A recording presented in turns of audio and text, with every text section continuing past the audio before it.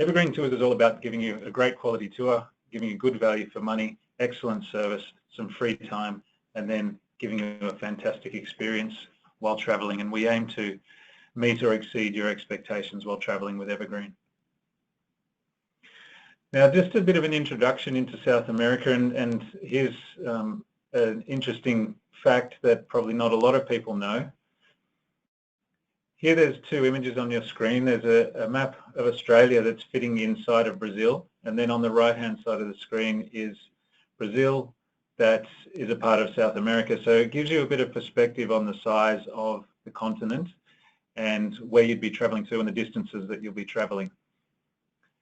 So often it's underestimated that the distances that need to be traveled, but it also shows you the diversity of the continent and the amount of countries that you can visit and the cultural variations that you're going to see throughout a tour in South America.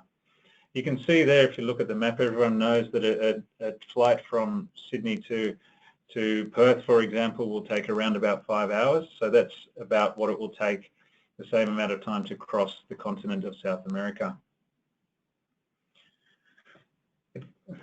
The amazing thing about South America is that it starts up north of the equator, up in the Caribbean Sea, and stretches all the way down to Patagonia and close to Antarctica.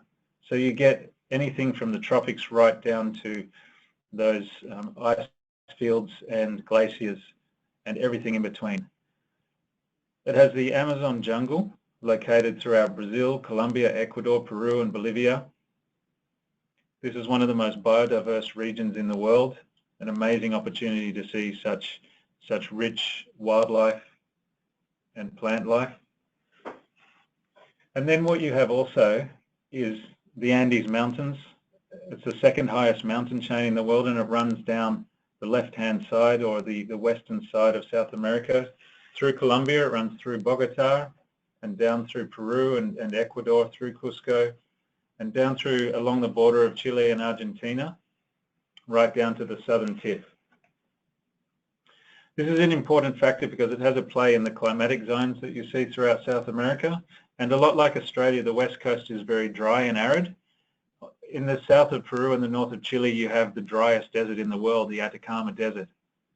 But then you cross the Andes and get onto the other side and you're in the jungle, and you have one of the most wettest and humid places on Earth. So as you can see, it affords an incredible amount of diversity and change as you travel throughout the continent. So looking at the countries, you have Quito up on the top left-hand side. So these are the countries that we visit when we're on tour. Quito is known mainly for, Ecuador is known mainly for the Galapagos Islands. So about 1,000 kilometers or so off the coast of Ecuador are the Galapagos Islands. We reach there by flight. And then south of Ecuador is Peru. Peru is most famous for Machu Picchu. So you can see the little dot on the map there, Cusco. Machu Picchu is just north of there, right next to Cusco. Also, if you look in the north of Peru, up the top of Peru, you can see Iquitos. That is the Amazon jungle region that we visit on our tours. South of Peru is Chile, the long, skinny country there. Santiago is its capital. And I would recommend for most people to have a stopover in Santiago either before or after your tour. Before is probably the best time because it is a long flight from Australia into South America, and we partner up with LATAM Airlines, who are the premier airline in South America.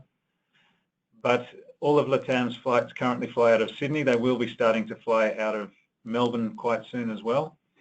And it is about a 14 to 15-hour flight to get across there. Once you reach there, you're on a different time zone, you're in a different culture. It can be a bit overwhelming, so a recommendation to stop for a night or two in Santiago is what we recommend. Next to Chile, we have Argentina with the capital Buenos Aires on the east coast there. And then in the southern regions there, you have Patagonia, which is known as the land of fire and ice, so a lot of glacial areas, fjords, and that sort of thing. And into Brazil, we have Rio de Janeiro. So a great, beautiful coastal area with a lot of beautiful beaches. And then if you look at the border of Brazil and Argentina, that's exactly where Iguazu Falls sits. So Iguazu Falls are, again, a huge highlight of traveling to South America. So this is just to orient you with the destination. so that you know where you'd be going and what you'd be seeing. So next up, I just thought I'd run you through a few highlights. Now, these are taken from our questionnaires. So on all of our trips throughout the world, we hand our passengers a questionnaire to fill out. And one of the questions is, what was the highlight of your trip? And these are the top highlights that we see from our passengers. Number one is Machu Picchu. So without fail, probably 90 to 95% of our passengers rate Machu Picchu as their number one experience when traveling to Machu Picchu, and deservedly so. I mean, you can see in that image it is an absolutely spectacular place. It has a lot of mystery surrounding it. It is it's been built by the Inca Empire probably about 1,000 years ago. They're still not sure exactly what it was made for, and that's part of the interest in it, is that the history and the stories around it and the mystery that surrounds Machu Picchu unfold as you travel throughout South America. You can see it's located in an incredible location in a saddle in between two huge mountains, and how the Incas got up there and built such an amazing city is still relatively unknown. Secondly, we have the Iguazu Falls.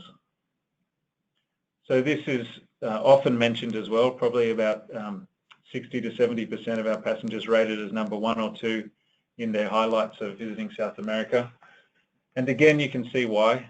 It's an incredible amount of water spilling over a cliff in amongst a beautiful jungle setting. There's opportunities to see wildlife there. The walks go right up close to the falls. It's a brilliant experience that really leaves your jaw dropping. We make sure that we visit both the Argentinian and the Brazilian side of the falls because each offers a different perspective. From the image that you see on your screen now, this is taken from the Brazilian side, looking across at the Argentinian side where you see a huge curtain of water. So you get a real panoramic perspective. Whereas on the Argentinian side, they've built walkways right over the top of the falls, so you get a very immersive experience, and the water is rushing up in your face, and you get over the place called the Devil's Throat, which is the main cataract there, where the water falls in its most in the most ferocity. Next, for passengers and clients of ours that have the inclination to travel to these other regions where nature is really abounding, the Galapagos Islands is one of the top highlights. I'm sure most people are familiar with the Galapagos. They're an archipelago, a volcanic archipelago of islands set off the coast of Ecuador. And there the species, the animal species, have developed in a unique way throughout their existence. So many of the species there exist there and nowhere else on Earth. And this led Charles Darwin, when he visited there, to form his theory of evolution, which is taught in our schools today. One of the best things about the Galapagos is that you can get up close to all of the wildlife because humans have never been predators there. So the animals are quite fearless of humans. So it's a very interesting experience that you get nowhere else on Earth. Then you have the Amazon. So I mentioned before, the Amazon jungle is the most biodiverse area in the world. So you get the opportunity to, again, get immersed within that the thickness of the jungle and experience tribal cultures, treetop walks, cruises, and of course all of the wildlife that's on offer there. Also, I've mentioned, and a big highlight when traveling to South America, are the people and the cultures. You saw when I was describing the map at the beginning that there are so many different countries that you visit in South America, and each one offers a completely different culture and style of people. For example, if you take all the national dances of South America, if you're in Peru, you'll experience them dancing the salsa. If you're in Argentina, they'll dance the tango. And if you're in Brazil, you'll see the samba. The food is different. The way the people speak is different. Their accents are different. The landscapes are different. So the diversity of the people and the culture is astounding. And not only that, they're such vibrant and friendly people. And we provide a lot of opportunities to interact with them on our tours. So it's a real highlight as you travel throughout South America. The cities and the architecture also are very different to what we know here in Australia. There's obviously a lot of Spanish influence, so a lot of colonial style architecture, but also some, in Peru, for example, you have a lot of Inca architecture as the foundations of a lot of the buildings there. A lot of cobblestone streets and plazas, churches, and also a lot of very colourful neighbourhoods, such as the one you can see on your screen here, which is Valparaiso, a UNESCO World Heritage Town.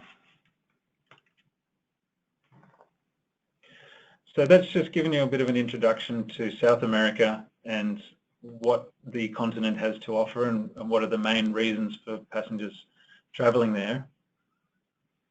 Now I'll just run you through a little bit about Evergreen Tours and how we put our tours together and what the main elements of our tours are.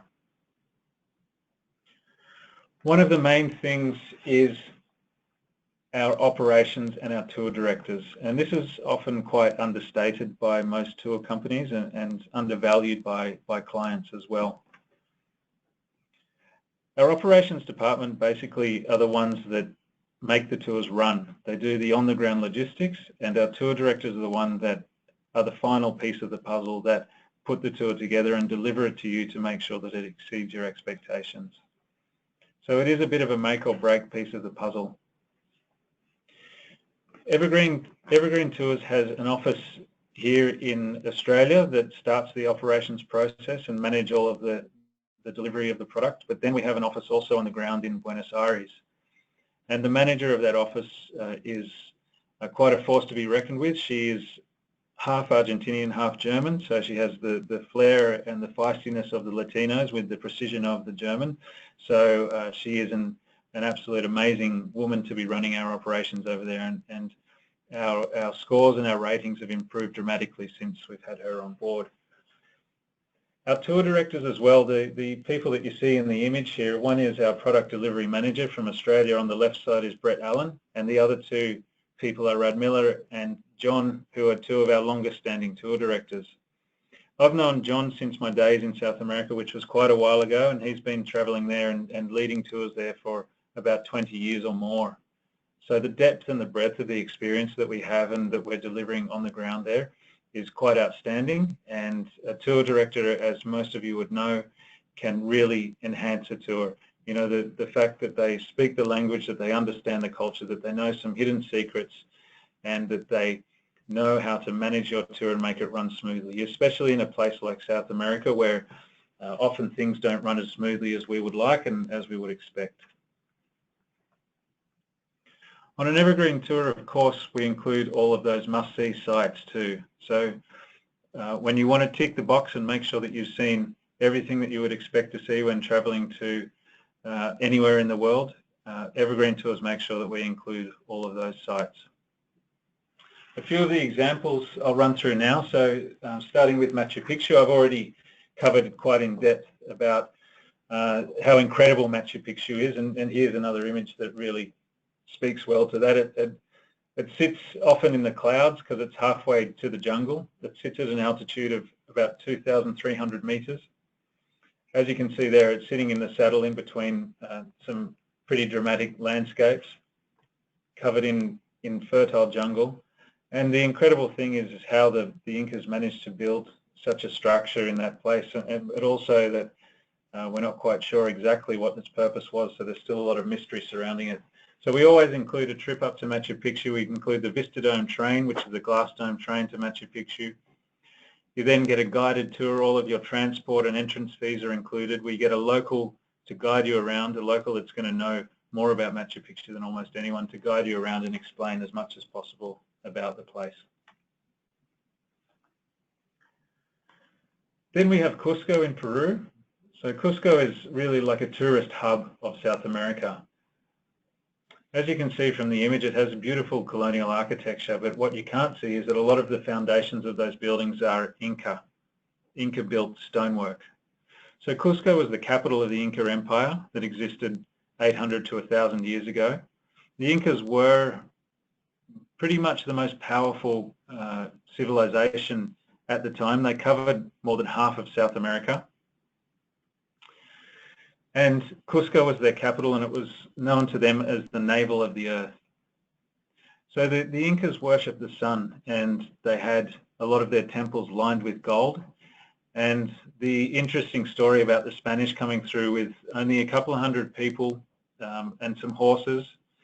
They had obviously the weaponry, they had the horses, they had the tactical knowledge of war, and also they were a little bit deceptive on how they managed to overcome the Incas. So it was an incredible story how they managed to override a whole civilization with just a few hundred people. They destroyed all of the Inca temples and melted all the gold down and shipped it off back to Spain and built their own churches and buildings on top of it that you can see today. So it's quite fascinating. You can see very clearly in some of the buildings that their foundations are still Inca, and on top of them are the Spanish colonial style architecture. But Cusco is one of those towns today where it has everything that you could possibly need, from five-star accommodation down to backpackers, from pubs and lounges to international style restaurants and cuisine. It has local markets, very colourful people that are descendants of the Incas. It has cobblestone streets and Inca stonemasonry all around, fortresses sitting above it. So there is so much to see and do around Cusco. It is definitely one of the highlights of a visit to South America. Also in Peru is the fascinating area of Lake Titicaca. Why this place is so fascinating, you can see in the image there, is the reeds that you see growing out of the lake. Those reeds are called totora reeds, and they're hollow like a straw. So being hollow, they obviously float. And as you can see from that image, the locals have built entire islands and their whole life around these totora reeds. So you can see they build their boats, their houses, even their stoves that they cook off are all being built out of these reeds. Again, another quite fascinating story is these people, they're known as the Uros people. There was, once upon a time, there was war all around the edges of Lake Titicaca, so they can manage to row these islands because they're floating, they're like big boats. They rowed them into the middle of the lake when no one could touch them. When the wars ended, they were free to go wherever they wanted, but they stayed quite isolated away until recently, when tourism started to emerge in Puno. They saw that as being a way that they could make a bit of money and see it as being quite lucrative. So they pulled up the anchor to the islands and rowed them back over towards Puno, where they sit today. They're only about 15 or 20 minutes off the coast of the mainland. And when you jump onto those reed islands, they're very spongy. It's a very interesting feeling walking around them and meeting the people and learning about their lives. Today they're mostly fishermen, and they survive off tourism as well. So another very fascinating experience over there. I did mention before Iguazu Falls, so this is one of our huge highlights of visiting. As I said, Iguazu Falls sits on the border of Brazil and Argentina, and you must visit both sides because each side gives you a completely different perspective. So on the Brazil side, you're looking over at Argentina, which again, this image is taken from that side. You have this beautiful panoramic view of a curtain of water falling over it, and an immense amount of water that travels for over a kilometre, the falls. On the Brazil side, you also have the chance to get quite up close to the base of some of the falls, whereas on the Argentinian side, they've been quite ingenious and they've built platforms and walkways over a lot of the river and a lot of the falls, so that you get very up close. It's a much more immersive experience, especially when you go to the Devil's Throat and you feel the spray coming up in your face. Not only that, it's a very lush setting. It's surrounded by thick jungle, and you definitely have the opportunity to see things like toucans and other little animals and bird life as well there. Then into Brazil, we have Rio de Janeiro. I'm sure everyone's familiar with the Christ the Redeemer statue. It sits atop one of the mountains in Rio, dominating the skyline. So this image gives you a relatively good perspective on Rio and how beautiful and dramatic it is. It's on the coast, so it has some quite beautiful beaches. The population is quite large, so the beaches are often crowded, but it just adds to the atmosphere. The Brazilians are very lively people. They're quite fun. They do know how to party. So, you know, going for a walk along the beach or just sitting down at one of the beachside bars, you'll see people, you know, kicking a soccer ball or playing volleyball or, you know, going for a surf or just sitting down and sipping on a coconut or a cocktail or something like that is not uncommon around Rio de Janeiro. Of course, we include a city tour when we're there, and that visits the Christ the Redeemer statue. So we take a little funicular or a little tramway up the hill. We definitely don't make you walk. And we travel to the top of the hill so you can get up close and get those great snaps of Christ the Redeemer.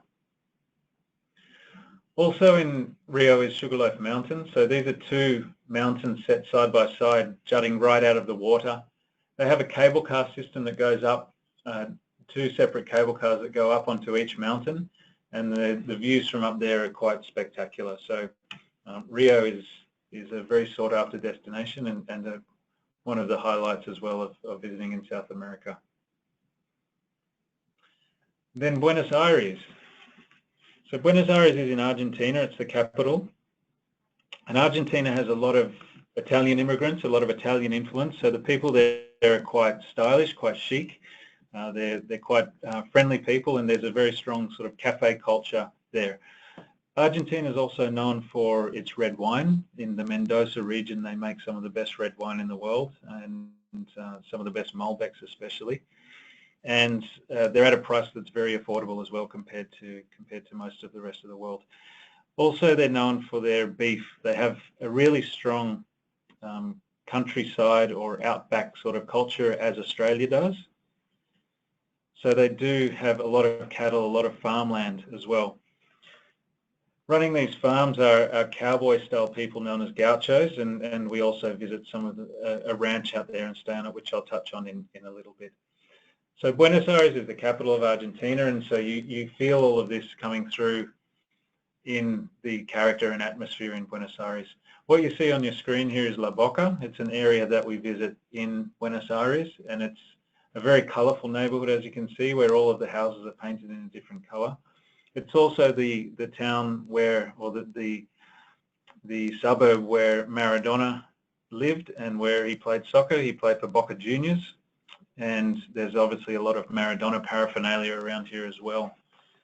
So we include that as well as visits to the plaza and some artisan districts and these sorts of things on the tour of Buenos Aires.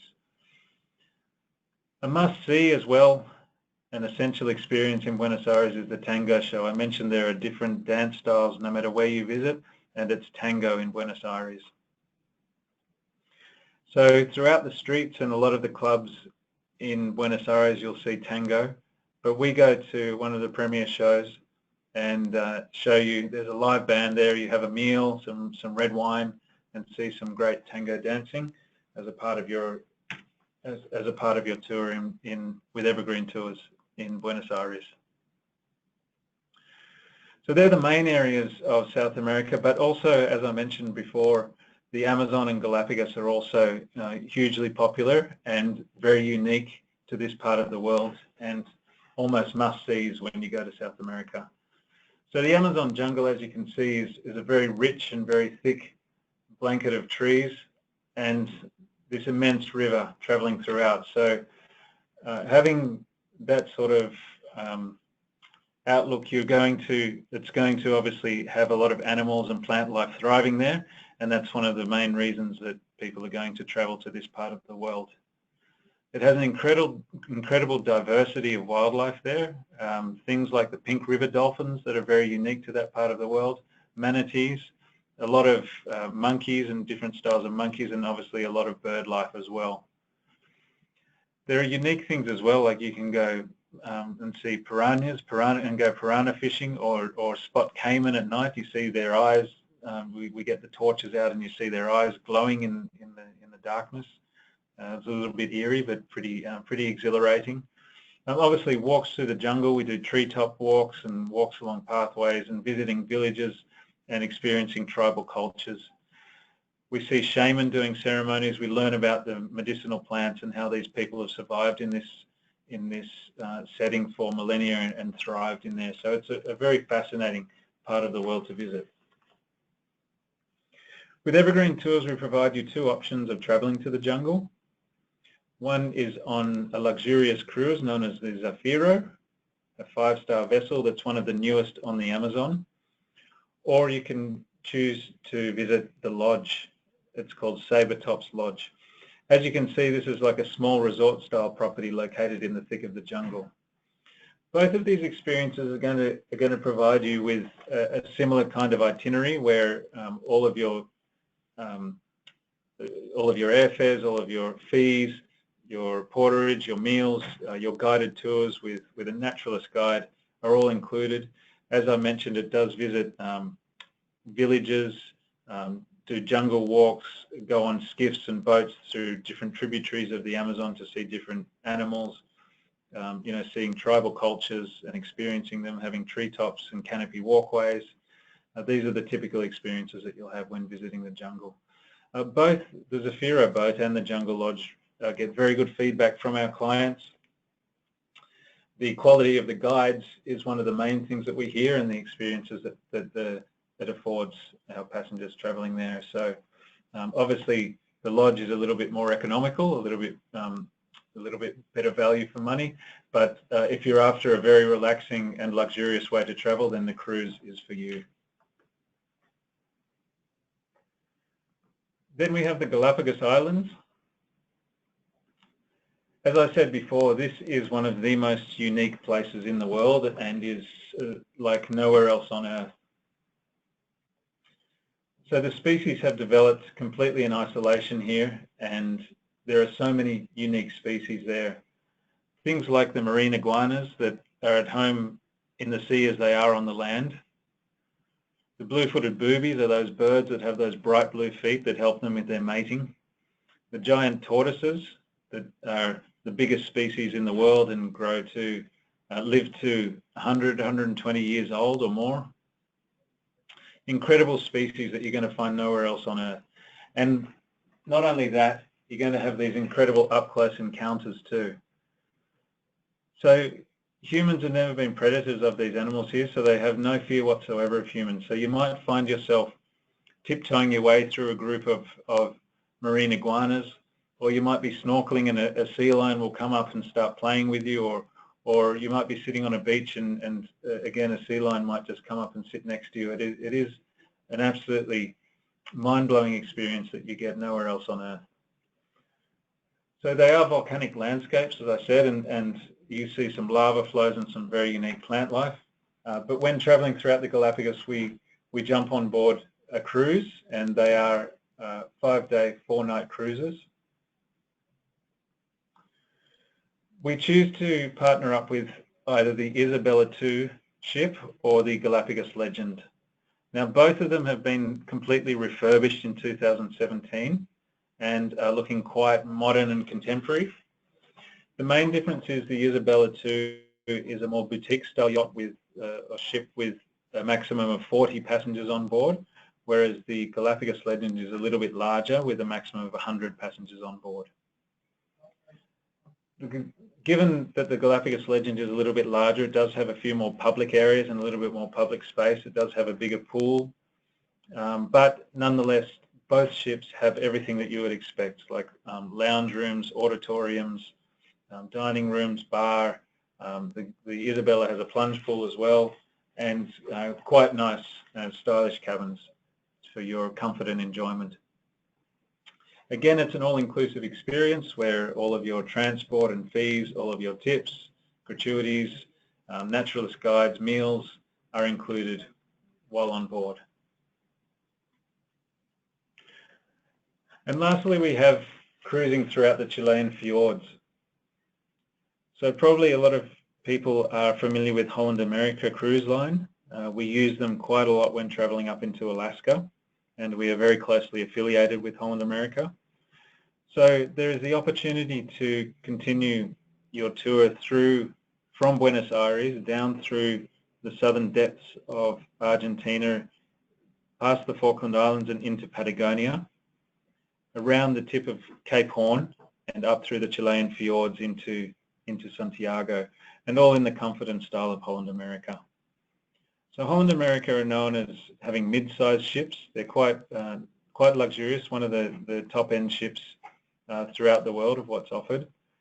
And they generally carry around about 2,000 passengers. They obviously have everything that you would expect on board. They have a lot of public space. They have all the entertainment options, multiple pools and dining establishments, and a very modern fleet as well. So it's a great opportunity to get into some very remote areas, see some unique places that you wouldn't be able to see anywhere else in the world, and do it all in the comfort and style of a Holland America cruise. Now, the hotels are obviously an important part of any trip wherever you go in the world. And South America does lend itself very well to having some absolutely exquisite hotels that will help you enhance your journey. When staying outside of a city, we try and make sure that we choose a scenically located hotel that's going to really take advantage of the surroundings. The one that you see in the image here is the Sonesta in the Sacred Valley. So the Sacred Valley is a valley that runs towards Machu Picchu, and we spend a couple of nights here. The Sonesta is a hacienda-style traditional hotel. I mean, if you can see in that image, you can see the walls are quite thick, and that's because they're made of adobe mud brick, and they're made of double brick. So it was a traditional style of architecture and homemaking, building making that's been used for centuries around this area. You can see there's a beautiful little church on the property that's still used for weddings and ceremonies, and there are some lovely gardens throughout as well. So a really nice little home away from home in the Sacred Valley. I mentioned before as well that Argentina has a very strong outback culture, and they have a lot of ranchers and cowboys in their outback. They have a big beef industry as well. So that being such an important part of the history and culture of Argentina, we've chosen to give you the opportunity to stay at a ranch in the countryside of Argentina. So about an hour and a half outside of Buenos Aires, we get into this beautiful countryside and stay. Believe it or not, the image that you see on your screen is a working ranch. The story is that the family was quite affluent back about 50 or 60 years ago, and they traveled to France. And when there, they saw this beautiful Normandy castle, and they came home and had it reconstructed in their backyard. There are about 10 or 12 rooms in that castle, so some of our passengers do get to stay in there, and then there is also a colonial section to the property as well, with some other rooms as well. So a stay on the ranch, we find, again, a real highlight of the trip. We do folkloric shows and see the cowboys do some horse demonstrations and horse skills, as well as sampling some great barbecues and home-cooked cuisine out on the ranch. It's a very unique experience that is only offered by Evergreen Tours.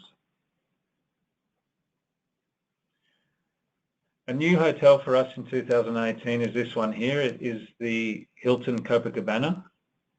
So Copacabana Beach is, again, one of those central tourist areas, and when we're staying in a city, we make sure that we're staying in a centrally located area within walking distance to shops and restaurants, pharmacies, bars, all the main sites, ATMs, that sort of thing. And as you can see here, the Hilton Copacabana is in a fantastic location and affords some magnificent views from its rooftop pool.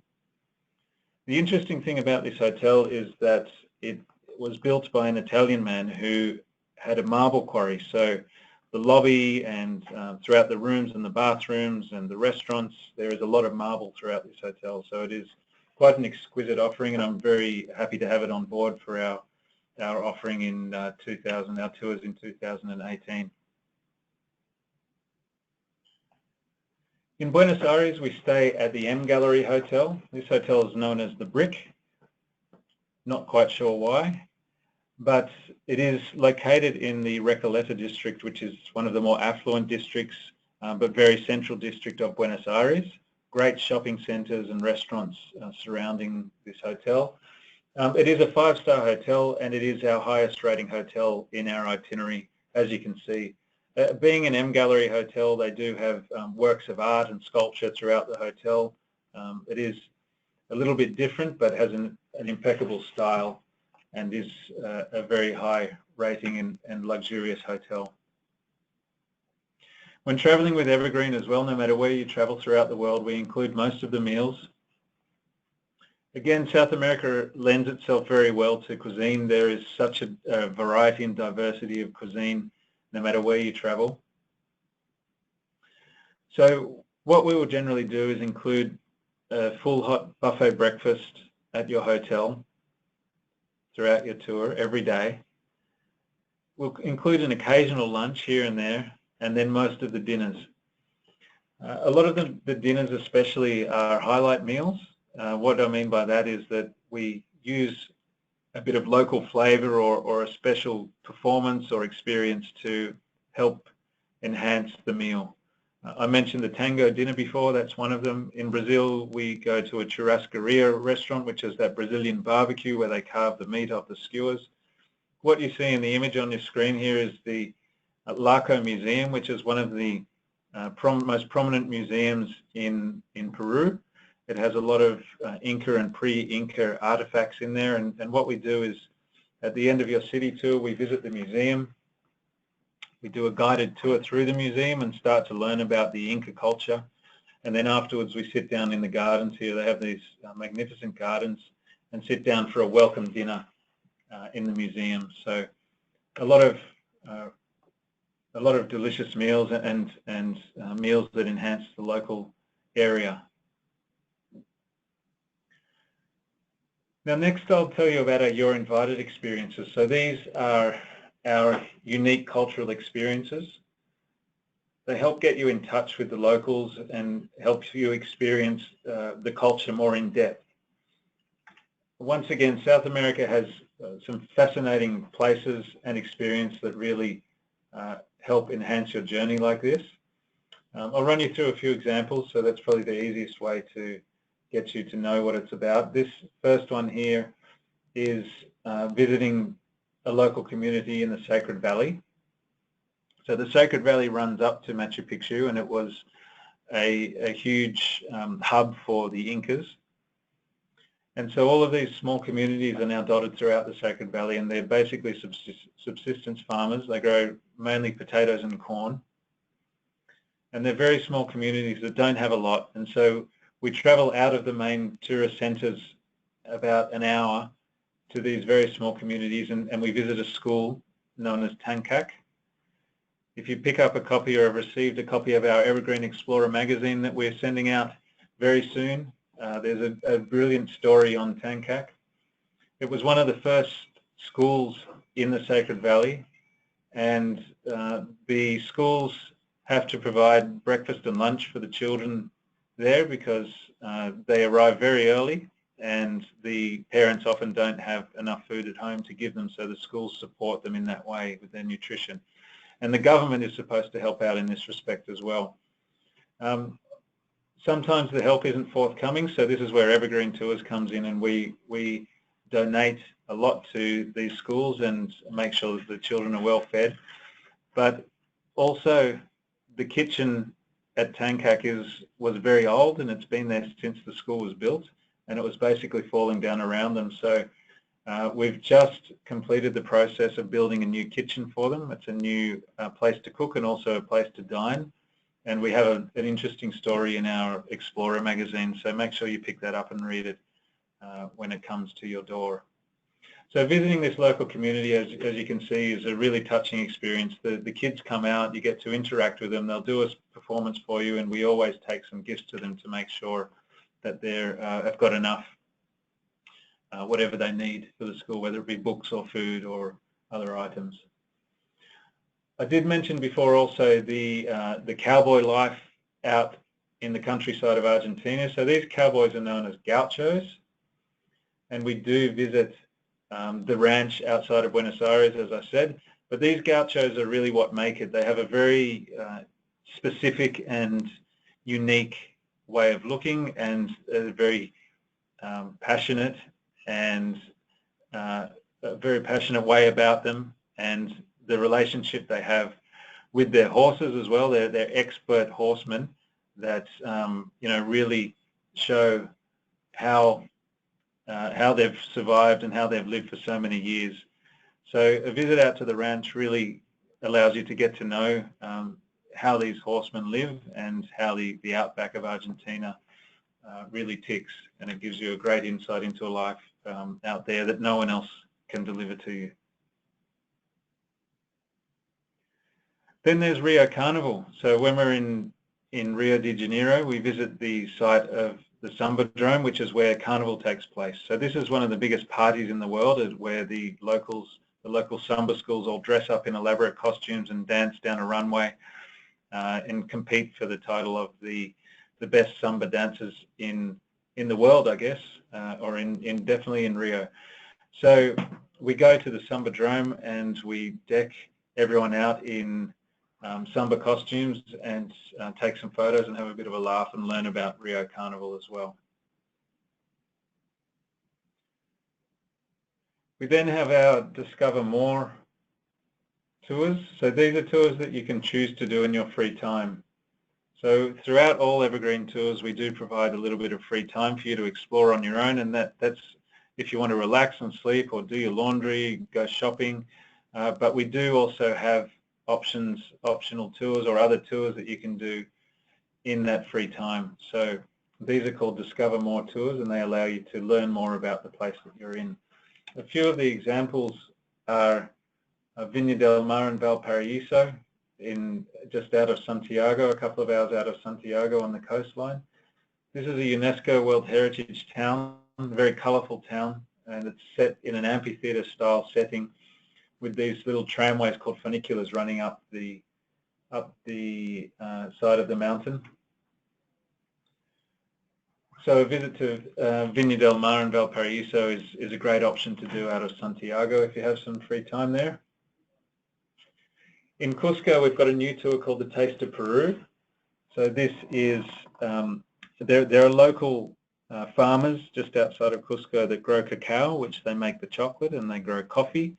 And they also, down near the coast, they grow the grapes to make pisco. So this tour visits a chocolate factory, and then visits a coffee factory, and then a pisco museum, which is the national drink, the national alcohol of Peru.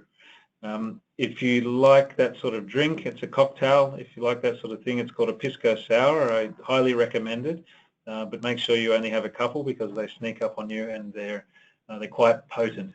So a really great tour there to help you experience some of the local flavors of Cusco. In Buenos Aires, we have a tour where it visits some of the incredible architectural feats of the city. So Buenos Aires was one of the most affluent cities in the world about 60 or 80 years ago.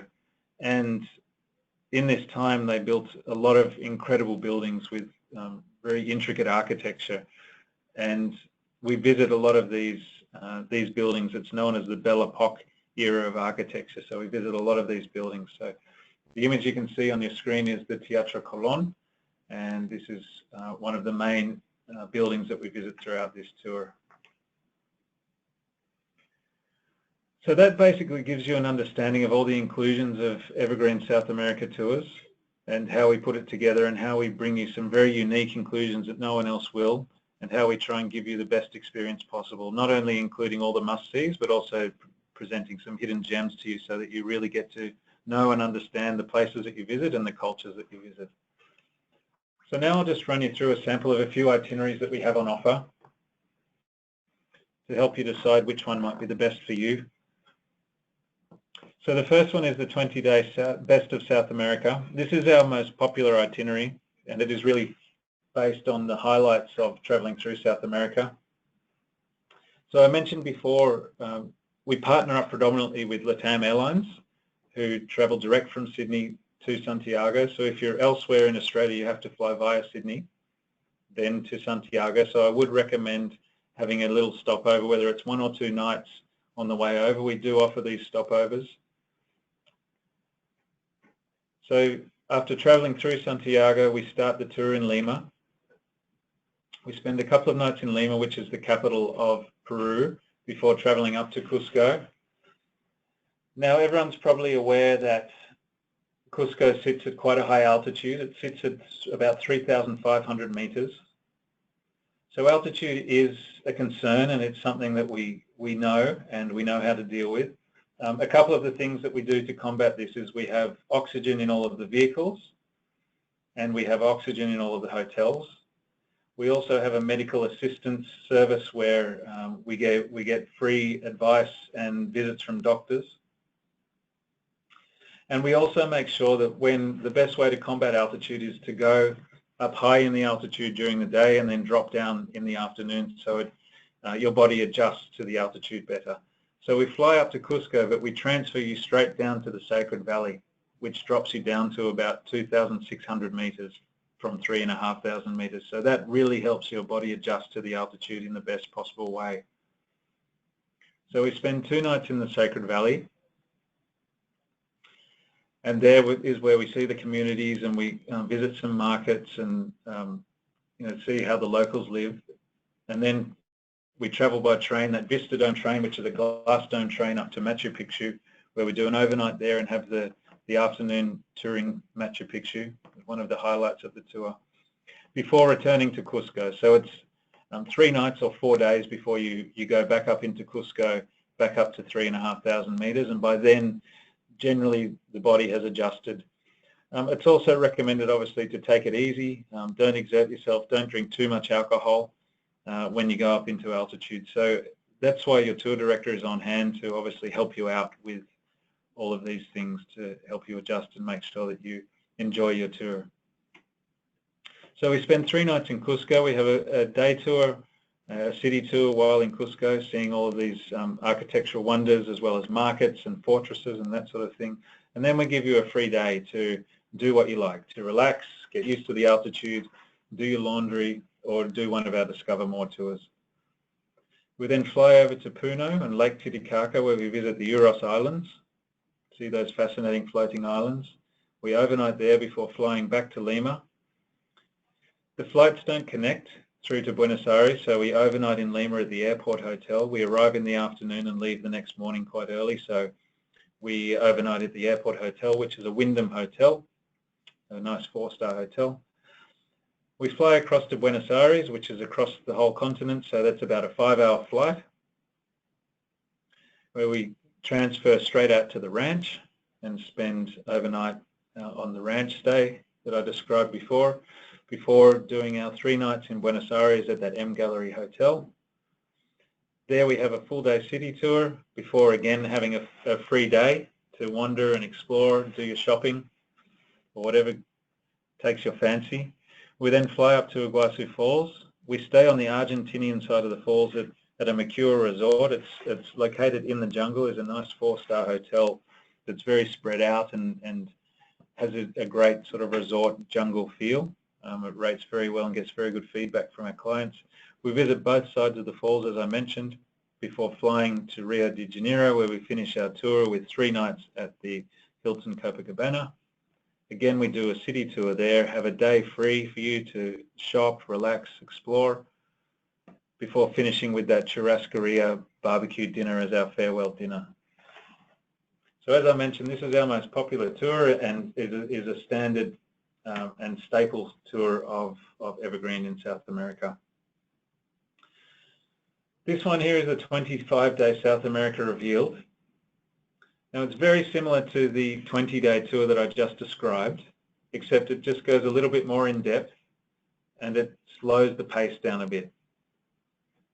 So you'll see there that we have a similar start to the tour, starting in Lima up in Peru, and then we fly up to Cusco, but in the Sacred Valley we'll spend 3 nights there instead of 2 nights, so just slowing that pace down a bit, have a bit more extra time, a bit more time to adjust. We also on this tour have 2 nights in Machu Picchu, so what that also means is that you get 2 visits to Machu Picchu. So that includes all of your transport, all of your local guides, your entrance fees, and your permits into Machu Picchu twice. Being a highlight of the trip is definitely worthwhile. We then come back to Cusco and then head through Cusco to Puno. Again, we've got a 2-night stay there, so just staying a bit longer in Puno, having a bit more relaxed time. Before seeing something a little bit more in depth and different in Peru, we go to Colca Canyon, which is known as one of the deepest canyons in the world, so very dramatic and picturesque setting. It's where the condors, which is one of the biggest birds with the biggest wingspan in the world, they catch all the updrafts there, and is a really fascinating sight to see. Before going over to Arequipa. Arequipa is surrounded by volcanoes, and a lot of the buildings there are built out of the volcanic rock, which is a stark white rock, so it's quite a beautiful city. So just getting a little bit more in depth into Peru, seeing a little bit more, going a bit further afield.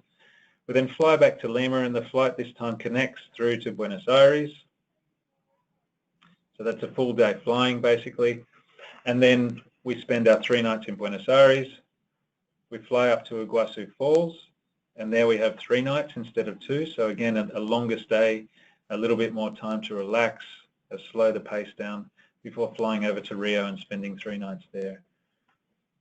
So this one we developed last year, and it has grown quite well. It's grown in popularity. It's doing very well, and we're seeing it pick up quite a lot.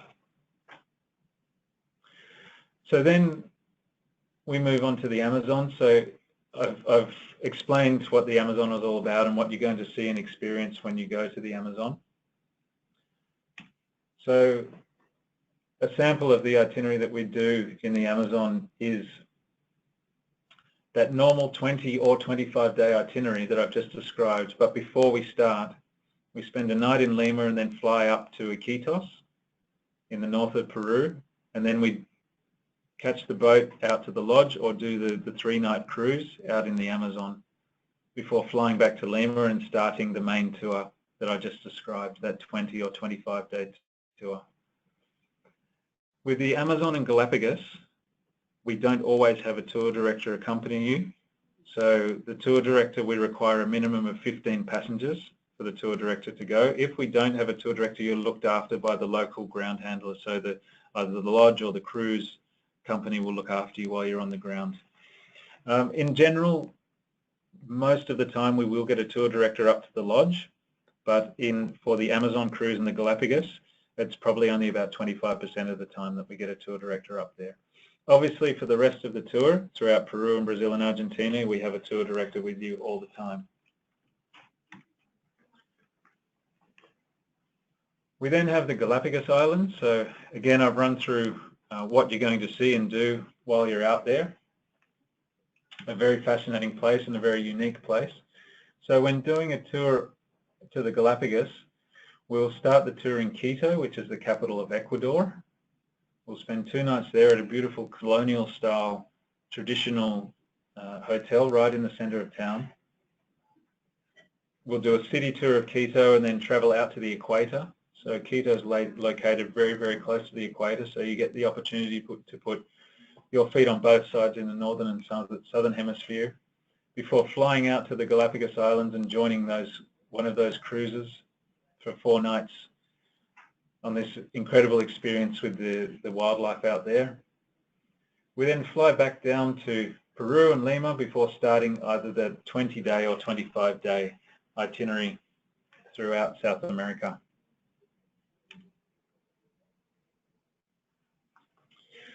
Now we get a lot of feedback and hear a lot of comments from our clients, and this is the same no matter where they travel throughout the world, that when they travel somewhere, they're happy to travel there once and see everything and do everything and return home and feel like they don't have the need to return to that place again. So we've developed itineraries like this for that specific purpose. This is a complete tour that covers all of those areas that I've just described to you. So again, starting up in Quito, traveling out to the Galapagos, and then traveling to Peru and up into the Amazon before coming back into Lima and starting that main highlights tour throughout Peru, Argentina, and Brazil. So this is a very complete tour that covers everything. And if you want to go and see and do everything in one go, then this is the tour for you. And again, this is quite a popular one. Lastly, we have the tours that finish with a cruise of the Chilean fjords. So after touring throughout South America. So that's the same 20-day tour throughout South America. We finish in Buenos Aires on this one, and we board the Holland America cruise. So this cruise goes from Buenos Aires over to Uruguay, visits Montevideo, and then travels south along the coast of South America and Argentina to the Falkland Islands, where there's some fascinating penguin colonies, and there's obviously a remote set of islands out in the ocean. We then cross back to the mainland and into Patagonia, which is the land of fire and ice, beautiful mountains, fjords, glaciers, around Cape Horn, which is the most southern tip of the mainland of the world, and then up the west coast of South America through Chile, up through those Chilean fjords, and finishing up near Santiago. This is a really popular itinerary with our clients. Again, it gives you the opportunity to do all of your touring throughout South America and then finish that and just relax and do a 14-night cruise through some very remote areas that is often likened to the Alaska's Inside Passage on board Holland America.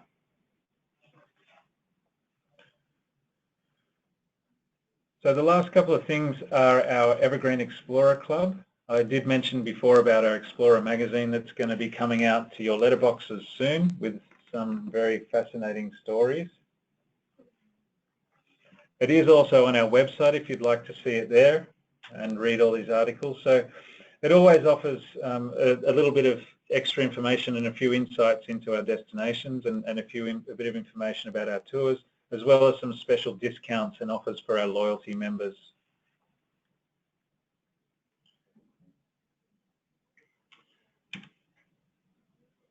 So also we have our special offers or our early bird offers that we have with our new 2018-2019 brochure. The offers that we have are a 2-for-1 airfare. So if you're traveling as a couple or with 2 people or more than 1 person, you get 1 airfare free, buy 1, get 1 airfare free, and that includes the taxes. As you would know, the airfares to South America aren't too cheap, so this is a very good offer. If you're traveling by yourself as a solo traveler, it doesn't matter, it's the same. We have a lot of people doing that. We offer a 50% air and tax discount off the price of your airfare, which is an identical offer to the 2-for-1 airfares. We do also have some passengers that have their own frequent flyers, or they're traveling around the world or something like that, and they don't want to take our airfares, which is fine. And if you don't do that, you can receive a dollar discount of $900. Now this is across all tours and is available to all passengers no matter where you book from. So they're our early bird deals that are valid until the end of February or early March. In addition to this, we do have our early payment discount. So if you book and pay in full up to 12 months in advance, you can save up to another $400 per person or $800 per couple. In addition to this, as a thank you for attending our webinar today, if you book today or sometime within the next 7 days, you can save an additional $200 per person. So have a look at our new brochure, our 2018 brochure. It has a lot of those tours plus a few more tours that I just ran you through. And hopefully this has given you some encouragement and some enticement to book a tour to South America. And if you book within the next 7 days, you can save an additional $200 per person on top of all those other discounts that I just told you about. Now, where can you book? There are a number of sources. We do have an affiliation with some travel agencies, and we call them Evergreen Expert Travel Agencies. Otherwise, your Hello World or iTalk travel agencies can help you out. Otherwise, if you have a preferred travel agent that you've been dealing with or you would like to deal with, that's no problem at all. You can book through any local travel agency. We do have a 1300 number that you can call. It's on the screen there, 1300-383-747 if you want to contact us directly, or visit our website evergreentours.com.au. So thank you very much for for listening to this webinar. Hopefully it's given you a little bit of an insight into South America, what the continent offers, what we see and do there as Evergreen Tours, some unique You're Invited experiences as well as our Discover More experiences, and given you some of our sample itineraries throughout the continent to let you help you decide where you're going to go and what you want to do, as well as advised our early bird offers. Now the final thing is that we had a few people email some questions through, and I'll just cover off a couple of those. One was about the best time to travel, or the different times of year when the weather is best. That's a really tough question. Hopefully I kind of explained that in the beginning when we were looking at the map. There are so many different climatic zones across South America that at one time of year it's different to the other in another place. Look, in general, the Andes Mountains, so if you're looking at Cusco and Machu Picchu and that sort of area, that experiences a raining season at the end of the year, so that's between really about October, November time through to about March, April. So it's perceived that the best time to visit there is in the middle of the year, around about between June and August. That said, I lived in Cusco and lived in that part of the world, and the raining season is usually rain at night with a couple of showers maybe during the day. It's not usually heavy downpours during the day, and it makes all of the countryside very green and very lush, and there's less tourists around, so I think it's still a good time to visit the mountains. On the coastal areas, look, the west coast is dry most of the year. There in the southern hemisphere, obviously it mimics our seasons with summer and winter. And on the east coast, they do get a little bit more rain around the beginning of the year as well, around that sort of January to March, April time. And yeah, it gets obviously a little bit cooler as further south you get. It gets a little bit cooler. If you're looking to go right down south into that Patagonia kind of region and on those southern cruises, you have to travel there in our summer months between really October, November and sort of March. The rest of the year is really too cold and the weather is quite extreme down there, so the best time to travel down in those southern regions is at the end of the year. Another question was about visas. It's best to talk to your travel agent, I guess, about visas, but there are,